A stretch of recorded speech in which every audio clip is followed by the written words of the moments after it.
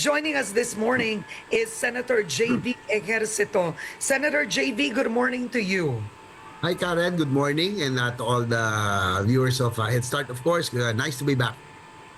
All right. Now, what are your thoughts, the change from the 2025 budget to the 2026 proposed budget is PhilHealth in 2025 had zero subsidy, and in 2026, it is set to receive 53.3 billion pesos in subsidies. Let's talk about that particular change. Well, of course, Karen, I will be biased, no, because as you know, I'm the principal sponsor and author of the Universal Healthcare Act, and any budget, no, that will be allotted for PhilHealth, of course, will be for UHC. Of course, I will support that. Just briefly, Karen, during the 2025 budget, it so happened that I was the one defending the OTR at the time, and one of the controversial issues that time was that foreign assisted or the priority programs, so like the railways, were booked under the unprogrammed funds in the previous budget. So I was focusing on that, and luckily I really fought for it that the foreign assisted funding for these priority projects be lodged under the program funds, which should be, no, because that's one of my advocacies as well. So win some, lose some. I would say that I signed the budget for 2025. Doesn't mean that I am really happy or agree with totally with it, but I was happy because the one that I fought for the foreign assistant was already lodged in the program funds. But yung pong sa PhilHealth, of course, I really had reservations on it because I know for a fact, Karen, that that fund came from the sin taxes, allocations from PAGCOR and PCSO, and these are from special laws, no, that earmarks this particular funding for PhilHealth, for UHC implementation. So it's already in the Supreme Court. So I'm happy that this year at least it would not. There's already it's clear that PhilHealth will be funded already. Okay. Now, being one of the principal authors of the Universal Healthcare Law, I wanted to ask you, when you made this law, magkano dapat ang kailangan taon-taon para maging matagumpay ang batas na ito? Because the Universal Healthcare Law has a lofty goal. Yes. Anybody na pumunta sa public hospital, walang babayaran. Pero hindi naman nangyayari yun.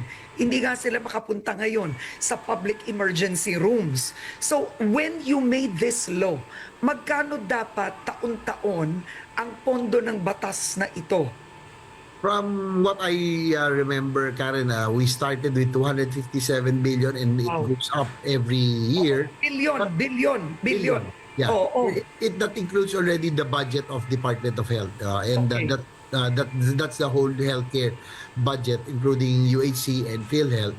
So PhilHealth has its own budget, but the government or it also derives certain from the General Appropriations Act, meron pa rin pong subsidy. So that's what became controversial. That's why, Karen, this year, my very first bill was, I filed a supplemental budget of 70 billion for PhilHealth, so that in line with the President's directive na rin po na zero balance billing, no, I'm very happy that at least now UHC is now being given priority and importance. It's a 10-year program actually, Karen. No? We're on the 5th year.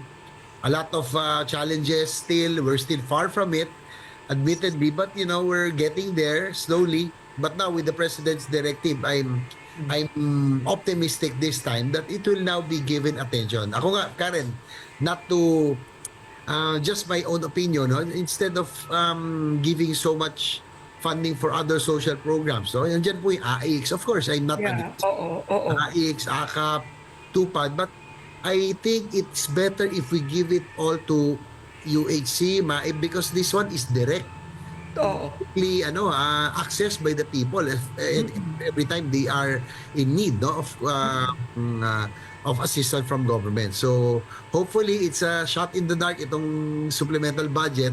If you notice, it's 70 billion. It's the same, almost the same amount that was taken away during the 2025 budget. So I'm Okay. hoping that it can be given back to PhilHealth. Okay, so with the 53 billion that is proposed, most likely programmed yun, no? And matutuloy na yun.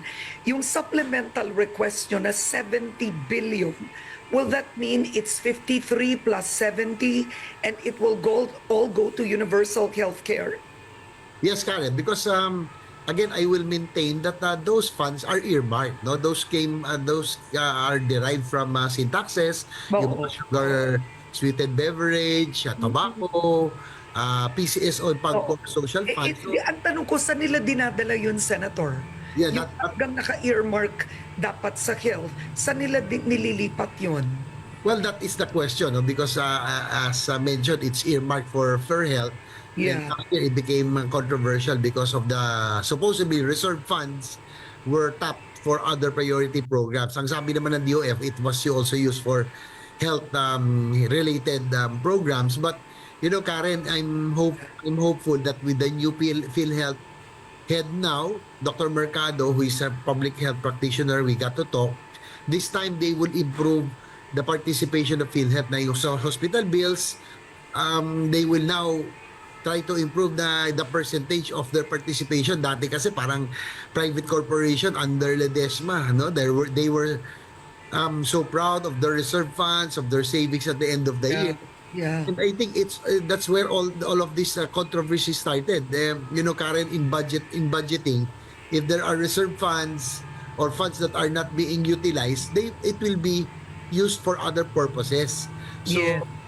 had PhilHealth used it for its members' benefits, wala sana tayo pinag-uusapang controversy. Oo. Pero Senator, technically speaking, when the law was made to tax sweetened beverages, etc., it states there that the collections for that additional tax will go to health. Would it be against the law or in violation of the law for the executive to actually use that funding for something else? Karen, from what I gather, I'm not a lawyer, but I think that will be technical malversation because Exactly. the laws dictates that it is earmarked for a specific purpose, and then it should be used for that specific program or project, Karen. So, At sinabi nyo, may kaso ngayon sa Korte Suprema. that is correct. Oo. At wala pang desisyon. Yun lang ang malungkot. Dapat kasi tapusin na ito, tuldukan na ito, sir, eh. 'Di ba? Well, I'm hoping, Karen, that this time around with Dr. Mercado, sabi ko nga, yung pondo ng PhilHealth, we should not treat it like a private insurance. You know, in a private insurance, if you can get away with liability, you'll have a bigger margin and savings at the end of the year. And pinagmalaki dati ni Ledesma, he had 500 billion reserve fund, and that's why, of course, you can't blame the economic managers who wanted to fund other priority programs that we have 500 billion that is not being used. So, hoping that this time, sabi ko, pag pondo ng for public services, especially for health, gamitin yan, dapat maramdaman na yan. Dapat maubos. Dapat ubusin yan. Oo. Karen, it's frustrating to get complaints from our citizens, no? from people that, for example, 100,000 yung hospital bill, sasagutin ng PhilHealth 7,000, 8,000 pesos. Yes. You know, sasabihin na because that's the case rate, they should have adjusted the case rates long before so that it will be in tune with the inflation and other factors. And again, if we can give 20, 30, 40% or even 50% of hospital bills, if PhilHealth can absorb that, it will be a big help for every Filipino. At least we will now be yung target natin for universal healthcare to lessen the out-of-pocket expense will be achieved. Okay, now Senator, with 53 billion pesos in the NEP for PhilHealth subsidy, you want an oversight panel to ensure, right, that the law, yung pera na ilalaan dito will actually benefit the poorest of the poor. Ang tanong ko, how should the 53 billion pesos subsidy be implemented? Ano ang tamang paraan? Well, actually, Karen, I thank you. That's actually for the premium. There are two types of members. So, indirect contributors, these are the employees that pay the premiums, and the indirect contributors, these are the PWD, senior citizens, indigents, or the poorest of the poor who cannot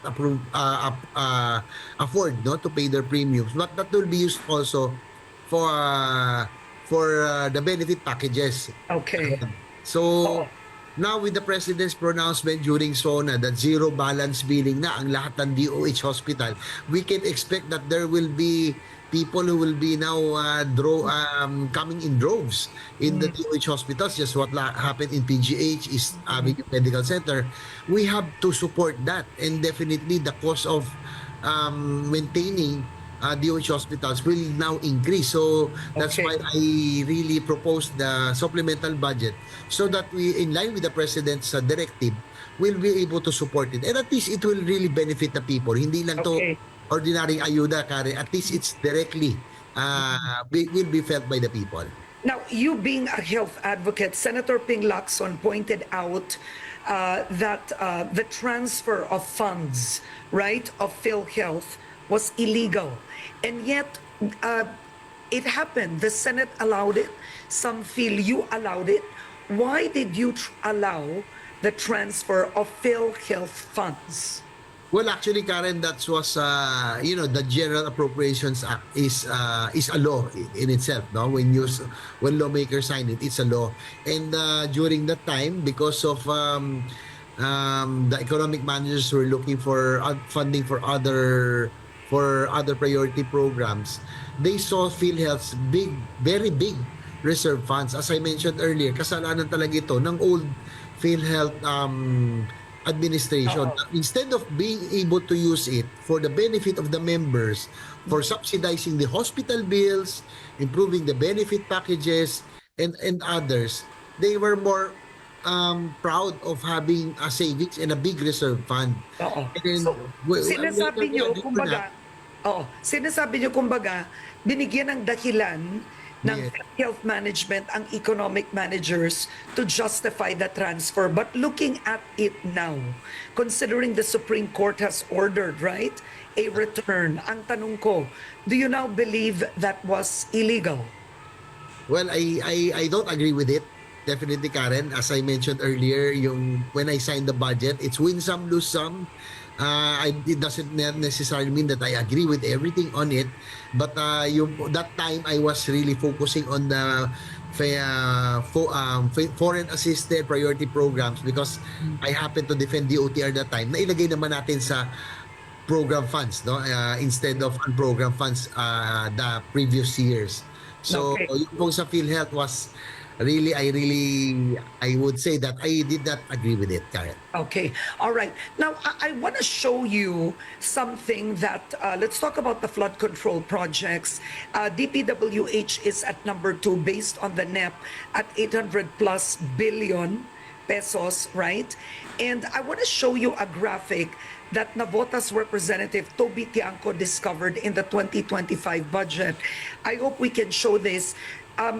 Inisa-isa niya yung distrito ng mga congressman at na-discover niya, eto papakita ko, I show this to my guests because you will be talking about the budget and I don't want this to happen again.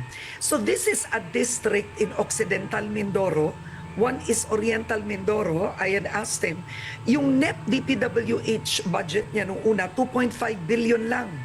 Nung lumabas sa GAA, naging 20.9 billion pesos. So nasaksakan ito ng mahigit sa 18 billion. Yung isa namang distrito, 1.5 billion sa net, bigla na lang naging 20.7 billion pesos. So the controversy is what's discussed in the BICAM, umaakyat. Pero may isinisingit sa small committee. So Senator Ejercito, what should be done para hindi na kayo lahat malusutan?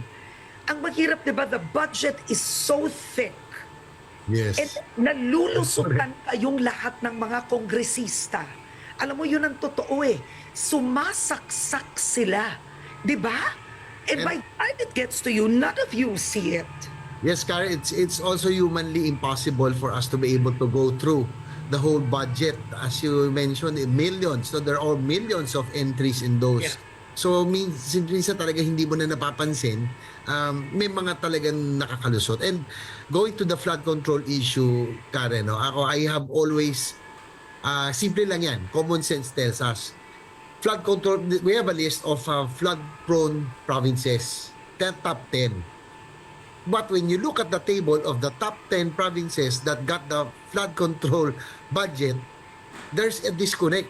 Dapat, common sense tells you, dapat, kung ano yung flood-prone provinces, the flood control budget should be focused on those top 10 flood-prone provinces. So, nakakalungkot talaga, Karen, because I think yung every year, yung Central Luzon flooding, Pampanga, Tarlac, Bulacan, Metro Manila, parang every year, we have a hearing on that.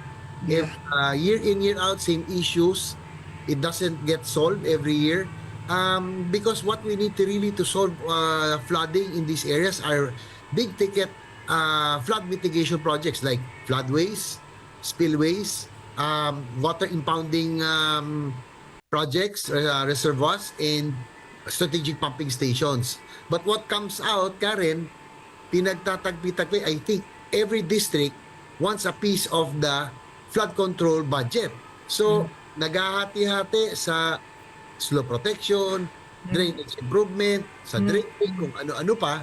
So, in the end, hindi natin nagaga on what needs to be done really to solve the major flooding in Central Luzon and other flood-prone provinces. Kasi nga, pinaghahati-hati. Kumbaga, patsi-patsi yung mga proyekto. So, just like water, Karen, pagpatsi-patsi yan, hahanap ng lulusutan yan at magbabaha pa rin. And I think that's what's really happening in the budget. I mamaya later I will tell you also a story, no, our personal experience in San Juan on why I think it if it happens here, it happens also elsewhere. Yeah. What is? Do you want to share the story quickly now? I don't want to sound parochial, Karen, no? Sabihin na naman dahil in Zamoras and we don't agree. Pero Mayor Francis Zamora before, kasi you know our history, sabi niya hindi ka papapasukin yung mga project na estrada or airset dito sa San Juan. Karen, when I was mayor for 9 years, congressman for 3 years, and a senator, we had flood-prone areas also in San Juan, near the San Juan River. Okay. And during the time I was mayor, si Toby Tiangco then was mayor of Navotas. Navotas is below sea level, always flooded also. And ironically, Navotas does not get the highest flood control funding. Hindi Navotas, but go on.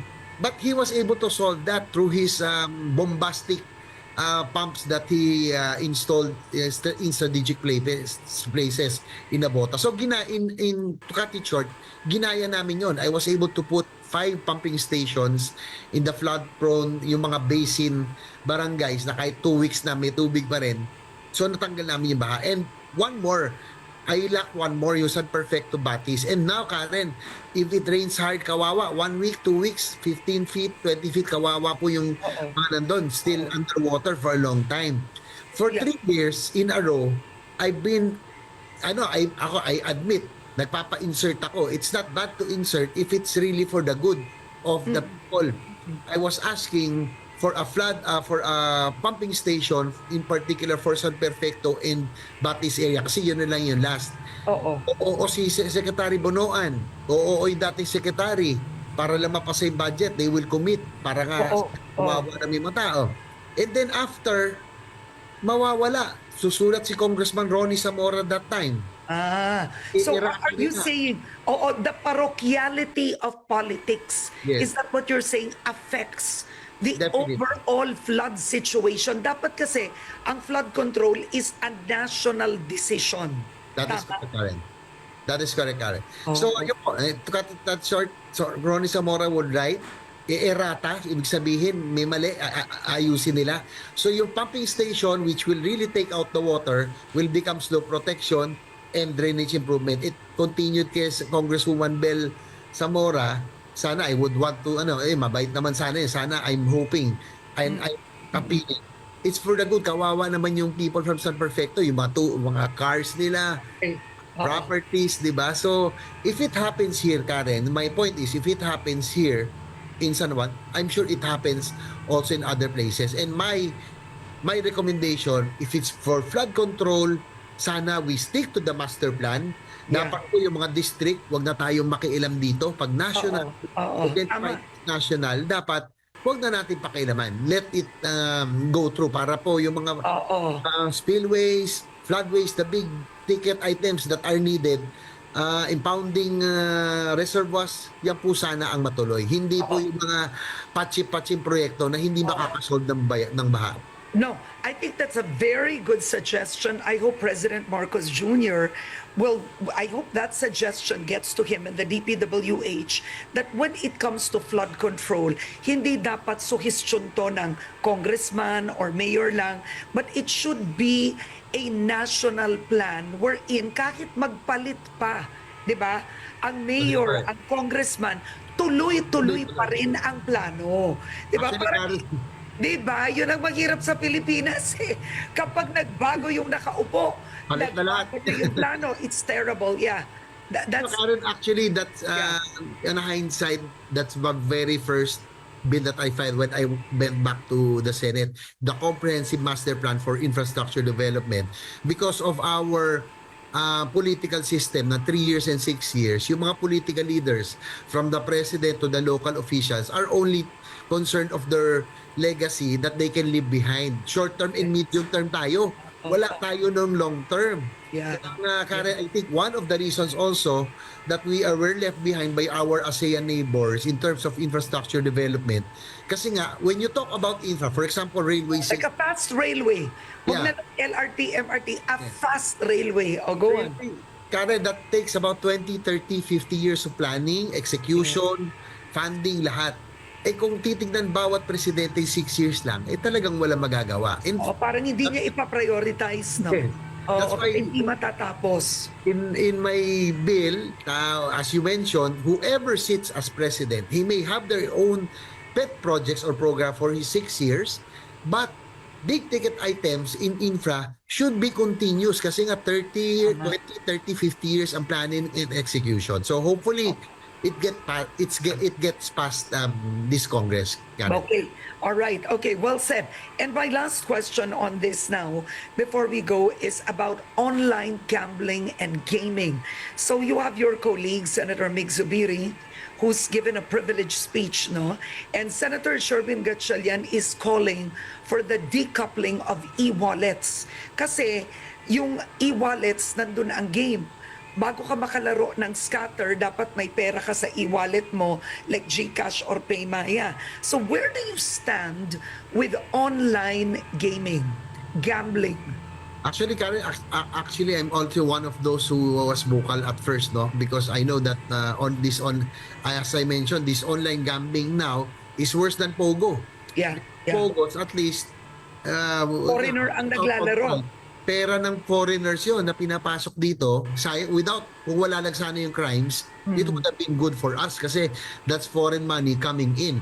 But this one, yung online gambling is victimizing Filipinos and ordinary Filipinos. The poorest Filipino. The poorest of the poor. So I also called the attention of the e-wallet apps, no? Sinabi ko na nga, GCash, Paymaya, and others. They are instruments, and enablers for online gambling kasi I tried it, Karen, eh. Before, it was so easy, 1 or 2 or 2 steps lang, you can already access Exactly. online gaming applications. When we caught their attention, naglagay sila ng safeguard, naging 3 to 4. But still, Oh, but it's easy. We tried it. We tried it in the office also. It was so easy. But go on. so I would think that the BSP has to step in while they were still discussing whether to ban online gaming or not. They can do already their responsibility by by regulating or prohibiting e-wallet applications like GCash and PayMaya by to become instruments or links to online gambling, kasi talagang madali with that. It's so easy, as you mentioned. 2-3 steps, you're there already. And we saw it for ourselves. Nandun lahat ng gaming apps, and you can access it through the e-wallet applications. So I think BSP has to step in and has to tell has to regulate or prohibit already these e-wallet applications from allowing themselves be used for online gambling. Okay, all right. My last question, this is a light one, is I'm curious. How are you and your brother? I saw footage of you together. Nagsigawan pa sa Senado. Are you now in good terms with Senator